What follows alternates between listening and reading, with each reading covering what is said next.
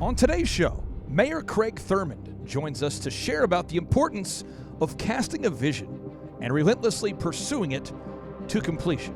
On today's show, the mayor of one of America's fastest growing cities, Broken Arrow, Oklahoma, shares why you have to write down your vision. Relentlessly drive the vision to completion. You must bring passion to the project while staying focused, and why you just can't quit until you get there. Get ready to enter the Thrive Time Show. We started from the bottom, now we hit. We started from the bottom, and we'll show you how to get here. We started from the bottom, now we hit. We started from the bottom, now we hit. We started from the bottom, now we're on the top. Teaching you the systems to get what we got. Colton Dixon's on the hooks, I break down the books. Z's bringing some wisdom and the good looks. As the father of five, that's why I'm alive. So if you see my wife and kids, please tell them hi. It's the CNC up on your radio. And now 3, 2, 1, here we go. We started from the bottom, now we hit. We started from the bottom, and we'll show you how to Yes, yes, yes, and yes. Dr. Z, it is ecstasy when you are next to me. And on today's show, we have Mayor Craig Thurmond right here inside the studio. Here in the studio. No, we don't. We got the boss. We got the man. We got the guy that can make things happen. We got the fella. We got the dude, the man. The guy who's right here. The guy that's he's also a lumberjack, and I got proof of that right here. He's in a flannel shirt. He'll come chop down a tree for you. He's a man of the people. He'll bring you a rack of wood just because he's a good guy. I want to. He'll make stuff. He'll make you a deal you can't say no to. Mayor Craig, as the guy, quote unquote. How long have you lived in Broken Arrow, sir? The second time I moved back in 92. 92. Yeah, I was out in Southern California. I moved back here. I lived here originally in 77 for a couple of years whenever I got out of the Marine Corps. I want to talk today about the importance of casting the vision. That's what I want to focus on. I want to obsess on it. I like vision. I want to dwell on this. I'm a vision kind of guy. Because, we've talked about it. It's a proverbial idea where there is no vision, the people perish. I found in cities, by and large, not always, and there's a lot of great cities, but by and large, there's not a vision. And so I remember growing up in Broken Arrow, Oklahoma, and I remember our downtown didn't have a plan. And we had shopping centers that were, I would call them regrettable. And maybe you could help me understand it. But it's where you build a shopping center that has, it's an L, so it's going like this, but it goes like this, and the road is down here, but the shopping center goes this way. So you can't see. So you've seen these shopping centers that are always vacant. There's no plan. There's no theme. There's no vision. There's no speakers outside. There's no walkable dining, no entertainment, no retail. There's always a Korean nail salon in it, though. Yeah, that's always that's never going to go away, and you're willing to look for that. Oh, yeah. But then there's nothing else, and you see this land that was just kind of sitting. Now you see a Warren Theater, a beautiful place to take your family. You have the wonderful downtown Broken Arrow. So I want to tap into your mindset and your vision for Broken Arrow, and I would like for you, if you can, because I know you're a humble guy, but I'd like for you to take credit for the things you did, because I think a lot of people don't know what you did, and you're a humble guy and you don't brag about it all the time. So can you walk us through the changes that you've seen and kind of your vision for Broken Arrow? What is your vision? I guess let's just start with that. What's your vision for Broken Arrow, and what changes have you actually seen happen? Well, I think my vision is to make Broken Arrow the best place to live, best place to raise your family, best place, safest place to be, good quality of life, and have the services there that you want. So it started in 2005 with Bass Pro, which was a very tough deal to try and get that to happen. But we got Bass Pro here. That kind of started everything. And then from there, we started doing other things as far as the Target in North Broken Arrow and certain things. And then Warren Theater. I was just looking back at some of the time. We spent 6 years working on Warren Theater. 6 years? 6 years Wow. meeting with Bill Warren, trying to sell Broken Arrow to Bill Warren. And then it took 7 years to bring Stony Creek. We went to Iowa and met with the owner of Stony Creek, with Jim Thompson, to bring the conference center and hotel that's in North Broken Arrow right now. It's a beautiful facility. Yeah, it is. They have a great bar that on Wednesday nights it turns out it's empty. Really? I take my wife there.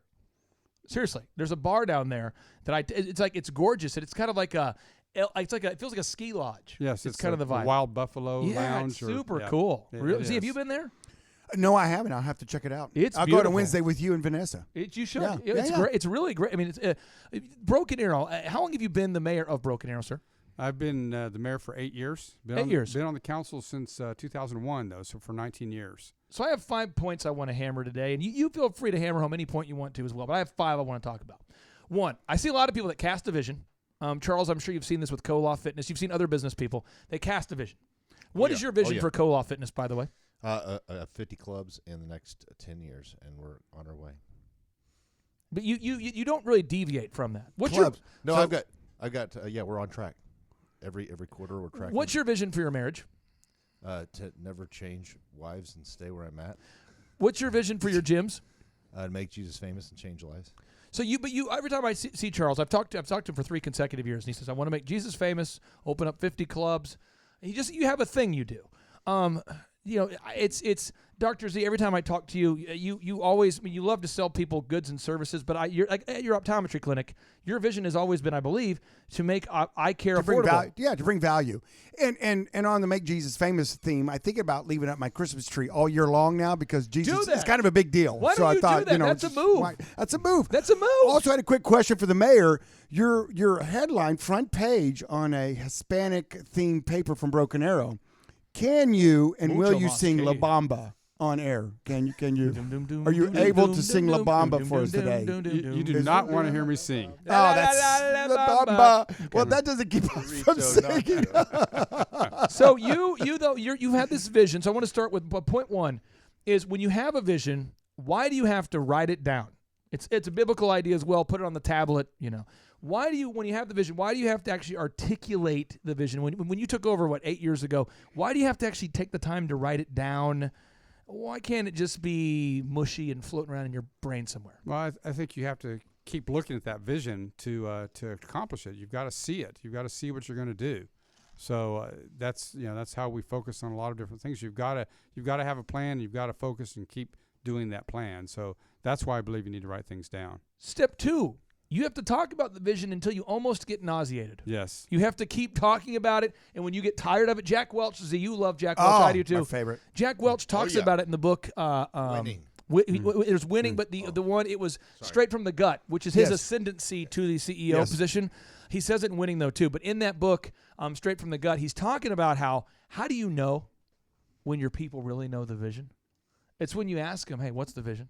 And they know. And they know. Yeah. It seems so difficult. But he says, this is when I was reading it, and I'm like, obviously, Jack. I mean, you know what I mean? I'm reading the book, but when you read, there's an inner dialogue where I'm like, wow, this guy's a genius. I mean, you're kind of like, well, I better wrap up this book pretty quick. I mean, it's a big book. And then he says, do your people know go ask your people, do they know the vision? Did they know the vision? And when I built DJconnection.com, I remember putting the book down, going into the office. Guys, what's the vision for the business? To sell weddings, packages, brides. DJ all night. It's to take every event from ordinary to extraordinary. No bride left behind, homies. And they're like, what? What's the vision again? That rhymes. And I'm going, so we would say it all the time. And I go back to Jack Welch's book, and he's saying, you got to just keep saying it, obsessing it, talking about it until you are almost physically nauseated about it. And then once you get to a level where you don't want to say it anymore, say it again. End sentences with it. Start meetings with it. Put it on the letterhead. Put it on all the paper. Put it on your agendas. Put it on your business card. Put it on the wall. Actually, paint it on walls. Talk to me about this. Your vision for Broken Arrow. People had to think you were nuts when you talked about bringing Bass Pro Shop to Broken Arrow. People had to think you're nuts because that area over there is cool now. You got Los Cabos.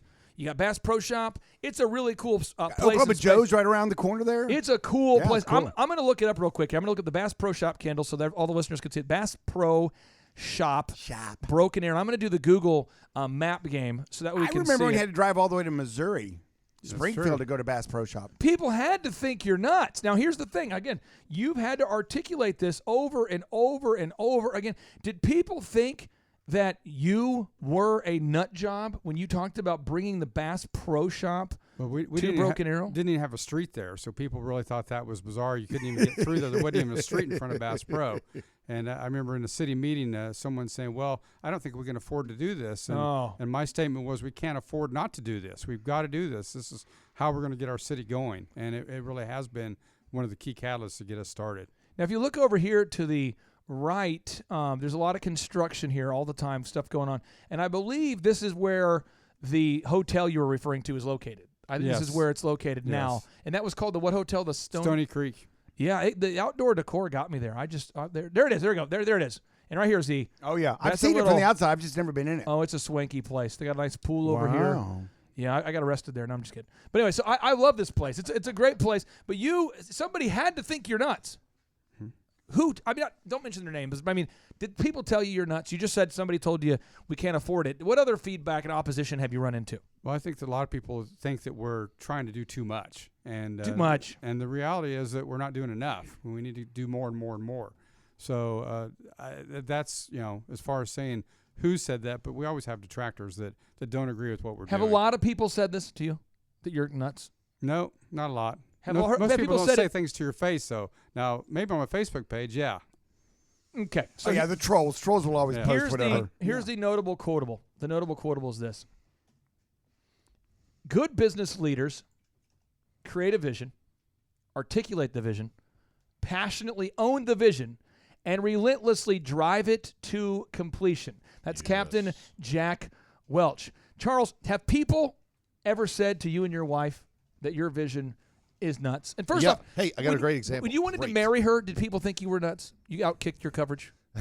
Yes. It's not going to happen, Charles. But Shut she down. will never. No, she will shut you down every time. So after you tricked her, you do anything was possible. I did. I just lied and just whatever I had to do. You did what you ever do.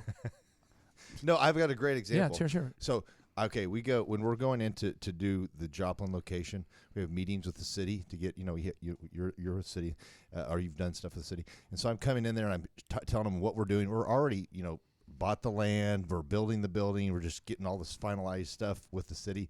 And they're like, yeah, I really don't think you should bring a gym here.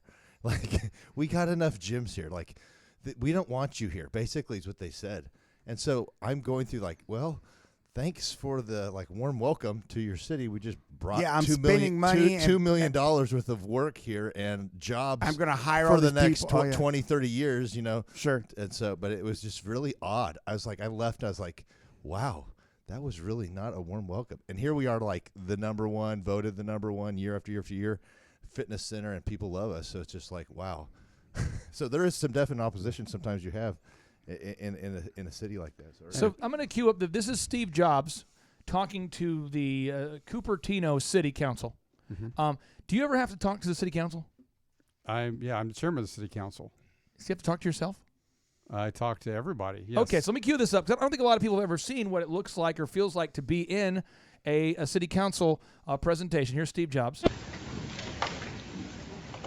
Okay, let me cue it up here. Thank you.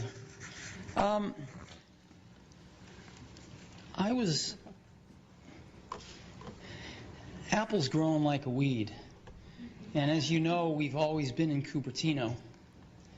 Started in a little office park and eventually got the buildings we are in now at the corner of Deanza and 280.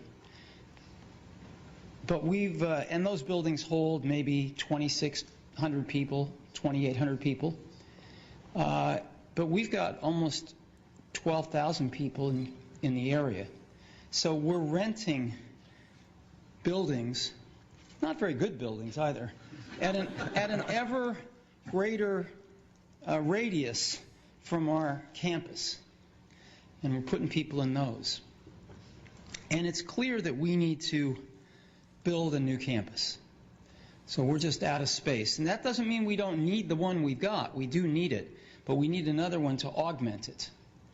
And so we've got a plan that lets us stay in Cupertino. Now, let me cue ahead here. This is the building he wanted to build. There it is. This is what he wanted to build. And he's been wrestling with Cupertino for like a decade. So this is what the city council has to say to him. Loop, you have a T-shirt that says the mothership has landed, and if you look at this picture, definitely the mothership has landed here in Cupertino. Is there any questions or comments from my council colleagues? Councilman Wang? Hi, Steve. Hi. Quick question. I think people are curious as to know what this city residents can benefit from this new campus. Oh my goodness. Well, as you know, we're the largest taxpayer in Cupertino, So we'd like to continue to stay here and pay taxes. That's number one. Okay. Duh. Because if we can't, then we have to go somewhere like Mountain View, and we take our current people with us, and we give up and over years sell the land here, and the largest tax base would go away. That wouldn't be good for Cupertino, and No, of course wouldn't be not. good for us either.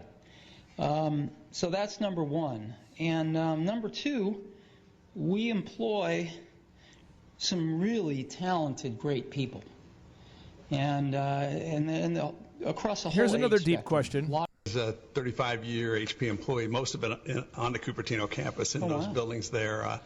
Obviously felt sorry when I heard that they were consolidating and moving. But Yeah. now that we've seen your plans, the word spectacular would be an understatement. And I think that everybody's going to appreciate what clearly is going to be the most elegant headquarters, at least in the U.S. that I've seen. So we definitely appreciate the work that's gone into it and look forward to working with you to move it through the process. Thank you. I think we do have a shot of building the best office building in the world. And I really do think architecture students will come here to see this. I think it could be that good. So, but Yep, appreciate it. yeah, thank you. Councilmember Ching? Yeah, Mr. Job, thank you very much Look for at that. coming. Look We at that met, building. The city manager and I met Mr. Cook and Mr. Oppenmeyer and then also Terry at your campus and see the concept. It's a very good one. I do have a question about, at that time they mentioned about the current Infinity Loop will remain the same. The employee will stay there, right? Yeah, we need both to hold everybody. So that one will host about 8,000, 9,000 people? No. 20. No, about 2,600. Or 2,600, okay. Yeah. And then this one will host 13,000, okay. 12,000. 12,000, okay. That's our current. All right. So then my concern is, last time I forgot to ask Terry about the safety issue, because you have only one building, has so many people there, so all the safety will be put into consideration, like a fire, everything. Oh, of course. Okay. Yeah, no, we spend No, wait a minute. It's like, a ton of dude, time, we make iPods, identifying and hiring iPads, what we think are the best. computers, but we haven't thought about where the exits are. So I want to ask you, what is your Are you going to put sprinkler system in there? So if fire starts over here, So it not spread over what's here. your role in that kind of thing? When a guy like when Warren Theater is wanting to come to Broken Arrow, did they want to come here? Did you go get them? How does that work? Well, we went and talked to Bill Warren quite a bit. You He's did? at Wichita, Kansas, yes. And it's very important that he knew that this was a good community to work in. And it's very important for government to get out of the way of business. It's not for government to say, as they did Charles, say, well, you shouldn't bring that business here. That's your risk. That's your money. It should be up to you to do what you want to do. And if you fail, that's up to you. That's not up to the city to keep you from failing or to protect you from making a bad decision. Hopefully, all businesses are making good decisions.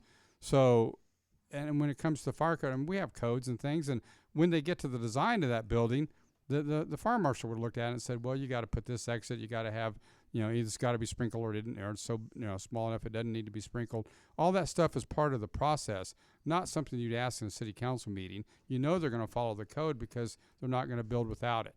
So it's kind of ridiculous for a council to start asking all these questions and saying, what's the benefit for the community? Anytime you have activity in anywhere in the community, it's a benefit for the community. You have a daytime population, you have jobs. It's important that our citizens don't have to leave our community to work. So they need all kinds of jobs. So any kind of business is good for our community. So we support all businesses here. I want to share something with you that's really, really crazy. George Lucas in 1978, he bought a property north of San Francisco in 1978, a 4,700-acre ranch. And his vision was to take that and to turn it into a studio. Now, this area was just absolutely, nothing was there. And he wanted to turn it into a place where he could actually have all of his employees work there. And that was going to be where THX Sound was, Lucas Films, and he was wanting to develop it. From 1978 all the way until he sold the Star Wars series to Disney, He was trying to get council improvement to do it. And so they told him, you need to plant this many trees. And it was like a barren hill. And he's like, I'll do it. They said, you need to build a pond. I'll do it.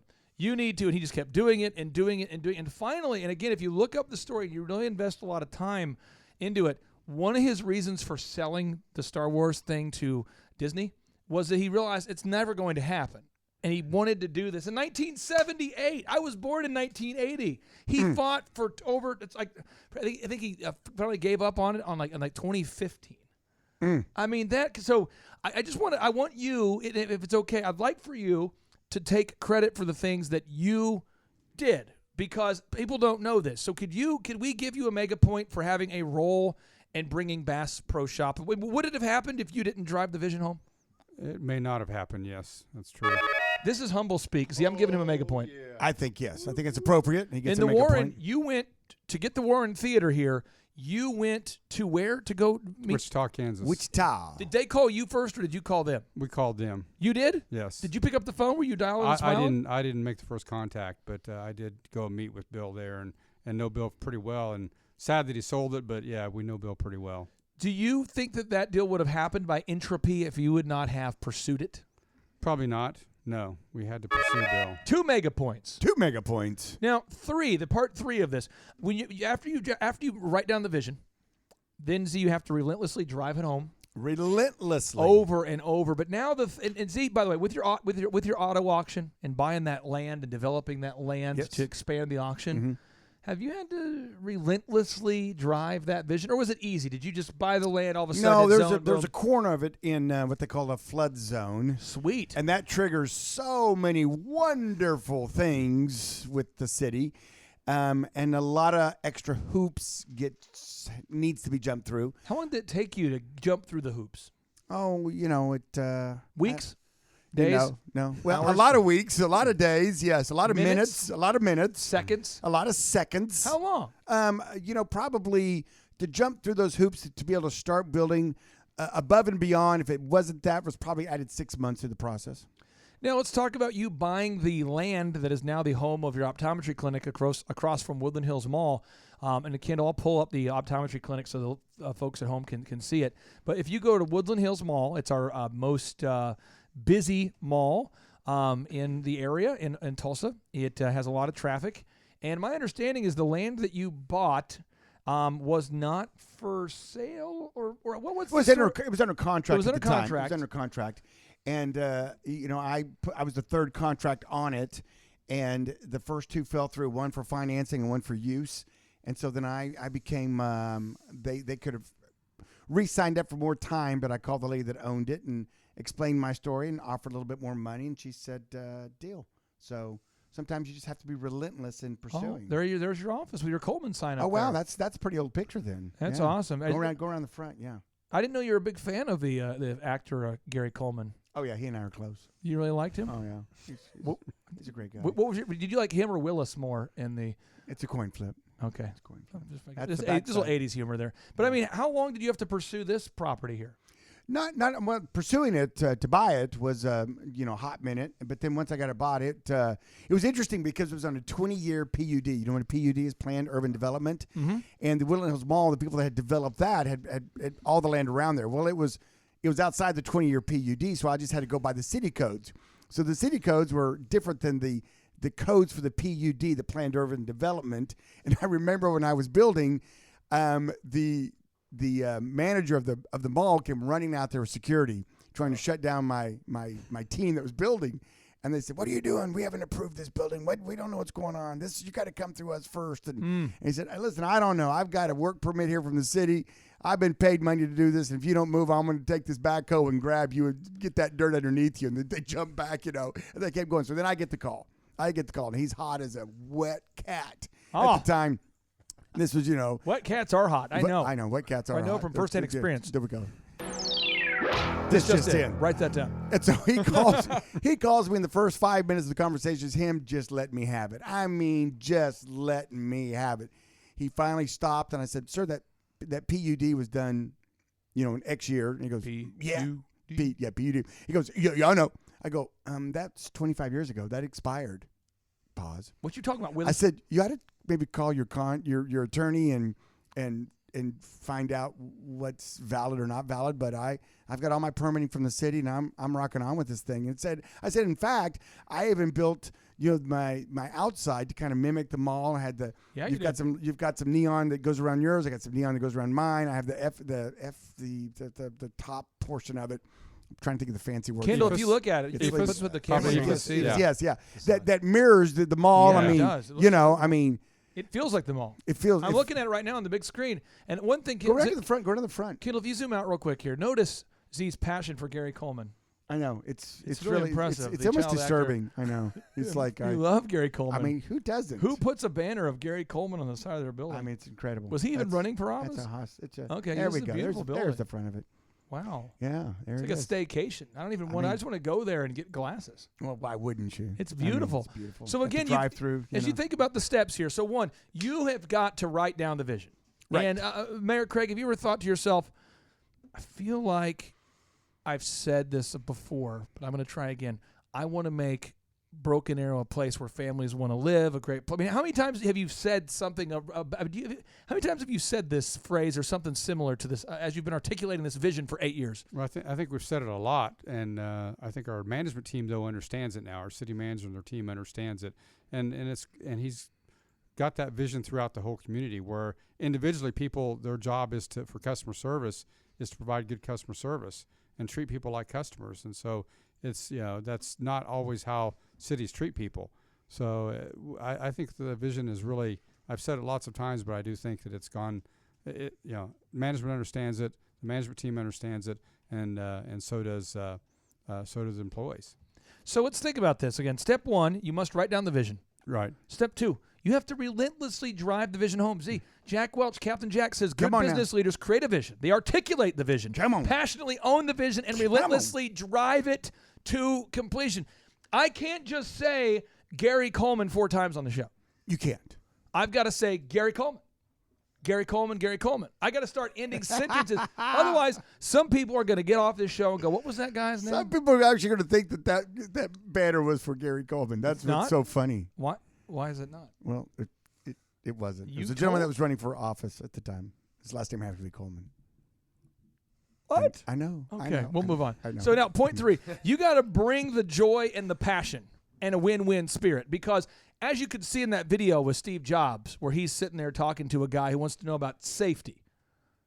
Now, again, it's a huge corporate office. The plans are going to be created up to code, up to standard. The guy, Steve Jobs, is about ready to die. A lot of people don't know this. Steve was speaking up until just days and weeks before he died. He just kept going because he knew that if he didn't get it completed, it would not get done. Right. Because he was a great communicator, and he'd worked on it for years. He mastered rhetoric. You notice how he came in there not hot and bothered, but he came in with that joy, that passion to create a win-win spirit. How do you do that when you are talking to somebody who's out of their mind? When somebody, what kind of people come to address the city council? Do you have people that are upset about the covenants of their HOA, or somebody who wants to ban smoking, or somebody who wants to ban women pushing strollers? Do you have people that a lot of times want to come to the city to get more laws passed? Do you see a lot of that or no? Or? We don't see a lot of that. What we see a lot of is, if we have something on the agenda like multifamily, like apartments, we get a lot of protesters that come and say they don't want apartments. Or, when we had someone trying to start a casino in our area, that had a lot of protesters. And a lot of times zoning issues where we're trying to zone some land where someone doesn't want to start a business next to them because they've lived there for a lot of years. They were there first. So you hear the same thing over and over again. You hear, it's going to cause traffic, it's going to cause flooding, it's going to crowd our schools, whatever. You hear that over and over again from everyone says the same thing. So we have a policy in our community where you have 3 minutes to speak and you don't say the same thing someone else has spoken. As said. 3 minutes. 3 minutes. You have 3 minutes and you get shut off. Then you got to sit down. That's the policy. That's the policy. Are you in favor of a casino? No. So why not? Well, the casinos that we get in our community are small casinos, and they don't really bring, they cannibalize other casinos, the larger casinos, but they don't really bring a lot of infrastructure to the community, or a lot of sales tax, which we run on sales tax. Their casino land is always exempt from. They're in Oklahoma. We're the only state in the United States that there's not reservations. So any land that the casino tribe buys happens to be sovereign land, and we can't even go on that land and put out a fire. We had a case where some Indian land caught on fire, and we couldn't put it out. We had to watch it burn because we don't have the right to trespass on their land. It's like having, as I say, a little bit of Mexico in the middle of your community, and so it's another country. So you really I want to fight back for a second. Okay. I want to protest. Can I protest? Steve? Absolutely. I am also opposed to casinos, but I will tell you why. But I want to take the devil's advocate for a second, because Satan needs an advocate. So here's the thing: is you have these casinos, and I like casinos. If I owned a casino, I would like it because it really is, as a general rule, a dumb tax. Because I've gone to this Duck Creek. There's a gas station over here, and we had one of our employees. We were driving through Okmulgee, that area. Yes. And he says, "Hey, can we?" This is when I owned it was a photography company. He says, "Can I go in here into the little casino?" Now, at what point? How it's big? out there by my ranch. Actually. How big does something have to be in your mind for it to be a casino? In your mind, is this Duck Creek a casino? It is. Well, nowadays it was just a trailer to start off with. Now it's actually. But he wanted to go, and it was a trailer. A trailer can be a casino. Yes. Anything that has gaming in it is a casino. And this is a guy who literally was in a bad spot financially. I know this because I hired him when he was a fast food worker. Sure. I was going through the drive-through window. I heard his voice. I said, "Oh, well, I got to hire you." So I hired him. And he would always, despite earning almost six figures, he would almost always be down to his last $5. So he says, "Hey, can we pull over at the casino, on the way to Okmulgee?" I said, No, we're not going to. So we're going through Okmulgee. I stopped to get gas. He switches to a different vehicle. Long story short, he's with the other guys. The other guys, I noticed they pull over. Mm-hmm. So we get down to Dallas for the bridal show, and he says, "Can I borrow 20?" And I'm like, "For what?" I just need some money, just some some food for tonight, for some food, And I'm like, I'm pretty positive on the checklist, all of you guys had cash. We talked about this. I feel like we did. And he's like, "Well, I just, I had the hot hand." Now, what's crazy is he thinks he somehow believes that this isn't a game of skill. The machine that goes ding ding ding ding ding ding ding ding ding. I have a very good friend of mine who I used to go to church with, who worked in this industry and got out of it because he said he just couldn't handle it. But his job was, there's a mathematical formula, Z, where you have to, I'm not sure the number, but it's like per 1,000 times somebody hits the button, ding ding ding ding, there's a certain amount of payouts that has to happen. And so this guy, this employee, he literally would say, "I've got the hot hand." Now, again, this is a machine it's put in a certain mathematical certainty what percentage of the time it will pay out. Do you know what percentage, Mayor Craig, it pays out? I don't know. I think they're different. So the guy I went to church with, he said, I used to work there at this casino, and what they would do is that they have to get a certain amount of payouts. And so what you do is you can kind of choose the time and the place of when it goes out, because it's a machine. Mm-hmm. And so what you do is you start off early on like a Friday, ding, ding, ding, ding, ding, and then the people go, "Oh, those machines are hot." And the rumors spread. And then what they do is they give you free alcoholic beverages if you're playing. Mm-hmm. So you get a card that's hooked up to your credit card. So you take your credit card. Now, this is a guy who doesn't have $20. He takes his debit card, you hook it up, and then you get to keep going. And ding, ding, ding, ding, ding, ding, ding, and they bring you adult beverages. Now, when you have an adult beverage, Mayor Craig, does it impede your ability to use sound judgment in your mind from what you know? I think so, yes. So then if you go there, you see usually chain smokers who have oxygen tanks hooked up to them. Have you seen this, Charles? Oh, yeah. While they're smoking, and they're going, "This game's great. I love this game. Ding, ding, ding, ding, ding, ding, ding, ding, ding, ding, ding, ding. Oh, this game is great. People with stomas, people with oxygen masks, smoking, and all of the people who are on the billboard sign, there's beautiful women and men on the sign. They say, "Where everyone's a winner, come to this casino, come to this metal shed where everyone's a winner." And then I've noticed that the people who are in the shed are not the people who are on the billboard. So you go in there and you're like, where's all the beautiful people? Where are all the and these aren't games of skill. See, what are games of skill where you actually have to use your mind and you maybe would increase your chances of winning? Like, what are games where you actually have to use your brain? Like chess. Chess. What are games in a casino where you have to use your mind? I don't do casinos, but what are the games like where you have to use a little bit of skill to win? Probably blackjack. Well, I would think blackjack. You got to be able to actually count to 21 and understand that what the randomness of the deck may unveil the next time out. So back to my buddy. He's working at this. He goes to church with me, and he's telling me this. He's telling me this kind of cognitive dissonance he has, and he says, "My job is he programs the machines. There's a certain. Do you know the percentage you're supposed to pay out of these machines? It's like per $1,000 in. There's a certain. Each state has a different range There's that a you're allowed minimum. to legally." And so they could go up to the max or the minimum of that. There's a range that they're allowed to be in. But it's kind of like the game of like, hey, Z, if you give me $5, I'll give you $1. That's kind of the game. Yeah, I was one time walking through a casino in Vegas. I was there for a conference, and they had over some slots that said 98%. And I thought, oh, that's great. You give them $1, they'll give you 98 cents. Sounds like fun. I mean, that's So this guy though, he's like what? So I'm not kidding though. So we go to the bridal show. I give him 20. I sit him down. I said, bud, hey. He's got kids. And I'm like, dude, you've been on my payroll for 3 or 4 years now. I know you're making it many times. You're making $75,000.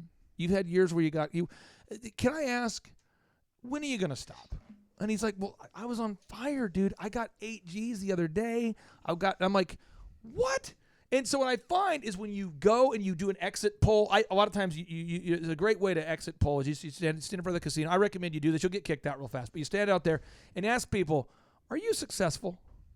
And usually you don't get a lot of yeses in there. You just don't see a lot. So I find that it takes the little money that poor people have, and it allows them to spend it, and they get nothing in exchange for it. Mm-hmm. They don't even get like a long movie. They don't even get like a trip out of it. They don't even get like they're just ding, ding, ding, ding, ding, ding, ding. Oh, this game is great. Give me another cranberry vodka. And they just serve them drinks. And then the waitresses, see, if you notice some of these ones, the waitresses are wearing like the hot woman clothes, but they're 60. Yeah, but they shouldn't. Have you seen that? Like it's just a whole. So the whole thing. I don't see a lot of winners being attracted to casinos. Does that play into your judgment at all about that? Does it bother you, the poverty it causes, or you not think about that? Well, I think that for one, people get addicted to it, to gambling, and also the poverty that it causes. And as a lot of people will say, there's no one in the casino that can afford to be there. I've gone to some music shows in different casinos, and you walk through and you see those people, and as you said, as people smoking cigarettes and putting their last dollar in that casino, in those machines, and it really doesn't pay out. I mean, and I saw a interview with Steve Wynn a few years ago in Vegas, and the interviewer was asking him, well, people do win occasionally. He goes, no one ever wins here. He says, you think we build these big hotels with anyone winning? He says, the house always wins. He said, True. And if they do win, they put the money back in. He goes, no one leaves here with any money. He said, everyone spends every dime they bring. Tillman Fertitta, who we've had on the Tillman Fertitta, who we've had on the Thrive Time show. Tillman Fertitta, the Houston Rockets owner, who reached out to us about being on the show, and we're in the process of getting him on the schedule, I should say. But he's reached out to us to be on the show. He bought casinos, the Golden Nugget casinos. Oh, yeah. Mm-hmm. And, dude, his net worth has skyrocketed. Skyrocketed. A buddy of mine went into a casino the other day and he said, man, I sure hope I break even. The family sure could use the money. I mean, and so you have this guy who worked for me. He would literally say, I'm not kidding. And he said, Clay, I've got the hot hand. And I'm going, can we talk? We sat down one-on-one after the bridal show. I sit down and I said, you don't have the hot hand. And I know the guy, if you want to meet him, I know a guy who I know very well who is quitting his job in this industry because he feels so bad because they watch cameras now and they have certain moves that are designed to get you fired up. So if no one's winning over here on this row, they'll watch the cameras like it's NASA. You see all the screens, and they'll go hit it. And they go, and ding, ding, ding, ding. And all of a sudden there's a winner over here. Be like, and everyone's fired up for a good hour. And see, people are just putting money in. Fired up. So they watch when people stop playing because people think, oh, I got the hot hand. Oh, they're hot over there. They're hotter over here. Marco Polo. Oh, they're hot. And they travel around the casino looking for the hot hand. And what they do is they just give away $100 in coins, and people start freaking out. Charles, you had a hot take on this. We trained a manager for a couple of years. That he was the manager of a casino. I'm not going to disclose where. Yeah. But they run 5 truckloads of money. They make a bank. And then I'm friends with a banker in that area. And he says, since the casino opened, like overdrafts and charges are just insane. Yeah. So it definitely hurt the community as a whole from the financial institution. They saw it Brutal in the numbers, and then also the manager, he actually quit working for it because they would rather pay the fines and make the major revenue because they were killing it. I saw John Legend so, in concert at what's Thackerville, the world's largest casino, they always say. Thackerville, I saw John Legend there. Concert was phenomenal. And Z, when you took Vanessa and I to see Steve Martin, you put us up in a nice hotel suite. Yeah. And we went to the one in Thackerville, and maybe we just stayed in the wrong one. We were in a very, very nice room.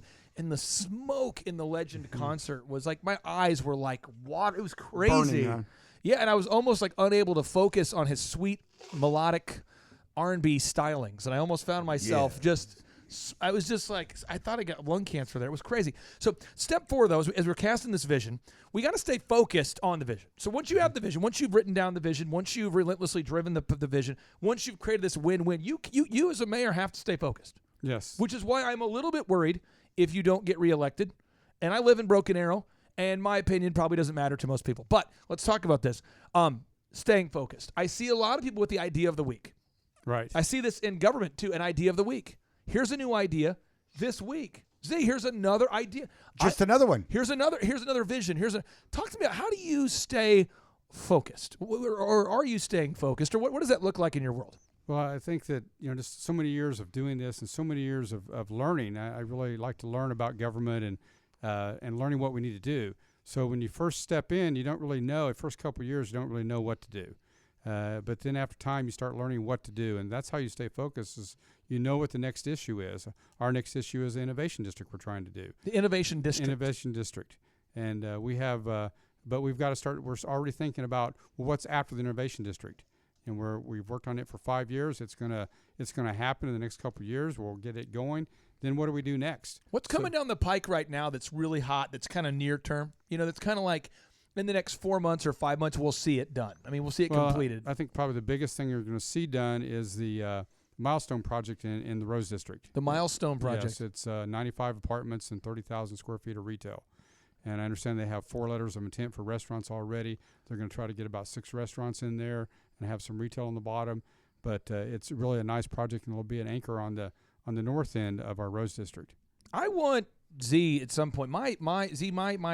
You have to create some sort of swanky rooftop restaurant thing. You have to do that. I have to. Because you're connected with so many great business leaders in Tulsa. Yeah.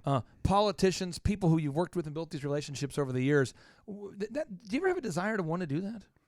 Well, you ever thought about it? The I mean, restaurant so business cool. is a challenging business, and for a number of reasons, Yeah. and it's a very time-consuming business. So it's Probably not on your list. it. Well, I mean, it can be, but the idea What that if you it's like have a speakeasy? some. What about this? What if it's like I go to speakeasy? Okay. Okay, cool. And you pay $100 a month to go, and you can't go unless you're approved, and it's just business guys. So it's like a cool atmosphere, right? Yeah. Only guys like Charles Cola would be up in there. Could we have an elephant in the room in the back? Yeah. That'd be cool. Wouldn't that be cool? That'd be cool. Like $100 a month, you can come. Wouldn't that be cool? It'd be cool. Would you do that? It'd be cool. Yeah. Okay. So now let's talk about this though. Staying focused. Z, you've met a lot of politicians. You're friends with Jim Yes. Bridenstine, who's the head of NASA. Yeah. You've met a lot of people that wanted to be Yes, I politicians have. but couldn't Yes. stay focused. Yes, I have. Why is it so impressive that Mayor Craig has stayed focused on this vision for 8 years? And by the way, he doesn't get paid, right, Mayor? Right. Do not get paid. Why in your mind is that so impressive? Because to me, it just blows my mind away that A, you're staying focused, but then I would think, well, you're probably making a lot of money on it, but you're not. Why in your mind is that like such a rare thing? Well, I mean, we talked to the show previous to this. If you missed it, you can go back and catch on another podcast, or if these are a continuation of that one, I'm not sure how you're going to edit it. But Yeah. the idea is that a lot of people start a business. In other words, a lot of people start an idea. They start something and go, you know what? This is a good idea. This is what I'm going to put my energy into. This is what I'm going to put my focus into. And we know that a small percentage of them are successful. It's unfortunate, and that's why we're doing the show, because we want to help you not only start the business, but keep it going. And a lot of that is your focus and your dedication to what it is that you've chosen to do. And when you see a guy like Mayor Craig, who has done that now for 8 years and been successful as a track record, you judge a tree by its fruit. And there's a lot of fruit in Broken Arrow right now. If you drove through here 10 years ago, a decade ago, versus driving through it today, you'd go, is this the same town? You know, they have a lot of stuff on, not only that has happened, but a lot of stuff that is going to happen. And I really applaud the mayor, and I applaud the team here in Broken Arrow that you guys have started something. And not only did you start it, because starting something like we talked about in the show before happens a lot. People love to start following stuff. through with it, making sure it happens. It's like, we don't have a Bass Pro Shop, but we started the process. We don't have a Warren Theater, but I called him. I went to Wichita and talked to him. Right.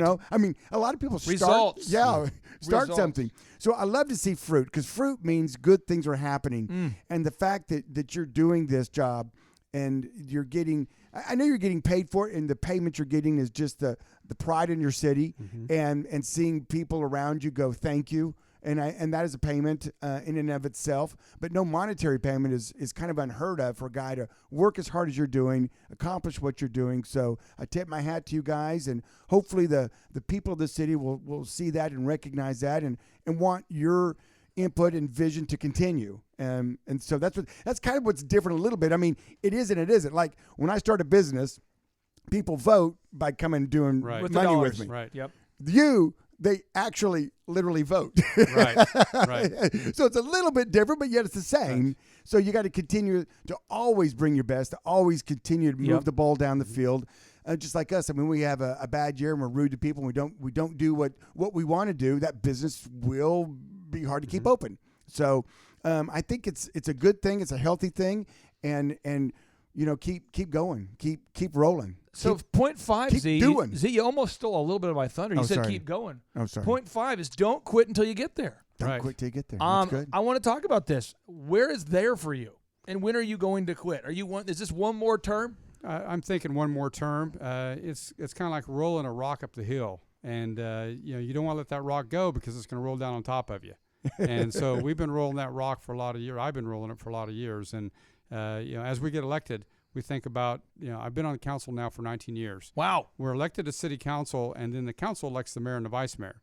So it's, I'll run for re-election to city council one more time. But we still have a few things we want to do. I want to get the innovation district done. There's some other things we want to get started. We want to finish downtown.